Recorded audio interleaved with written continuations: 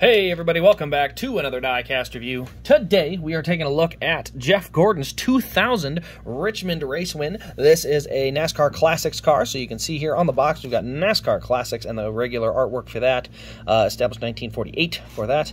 Here you see Jeff Gordon, number 24, DuPont Richmond win 2000, so 2000 Monte Carlo is the body style and everything, so it's cool they kept the tooling for that around and were able to come back and make some of these. I would love to see them just constantly go back and make different raced versions that were never made, especially for marquee events. You know, there were events that just never got their cars made. I would love to see some Coke 600 cars that never got made and different things like that to get a chance to see those. But you can see here we've got Action Racing Collectibles, still the choice of champions, and then we obviously looked at that and our barcode over here. So that's all we really have to show on there. Let's go ahead and zoom in and take a look at the car up close because there is some cool detail on this one. You can see the metallic blue looks great as always on this DuPont car. We got Pepsi back here. We got DuPont. You can see a lot of sponsors are missing. Like you can see there was obviously a lot more sponsors back here. Unfortunately, they probably couldn't get them to agree to making the car. I'm sure Frito-Lay was on there. I'm sure, honestly, DuPont might have been on there. I think they had a couple of different things they used to put on the back here. But, yeah, I'm not sure why they couldn't get them, but unfortunately, they didn't make all of it. You can see we got DuPont. Let's see, assurance of quality. Going to the right side, this is where you get a little bit. You got a tire mark here on the right rear. You can see as this rear end where the bright orange is very noticeable when the sponsors aren't covering up.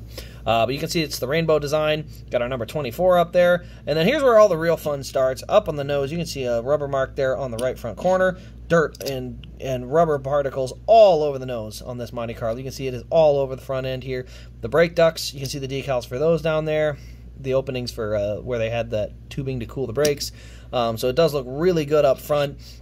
And that's really the only spot where you have a lot of really raced version looking things in terms of like race detail, rubber buildup, that kind of stuff is right there on the nose. That's where all the good stuff is. You can see the right side pretty clean, just as I said, that one mark back there towards the rear. And then I said the very noticeable part is how blank this rear end is. You can see there's a corner panel sponsor, a deck lid sponsor, and another corner panel sponsor missing on top of something that was probably up there as well. So just it's a little too clean, you can tell.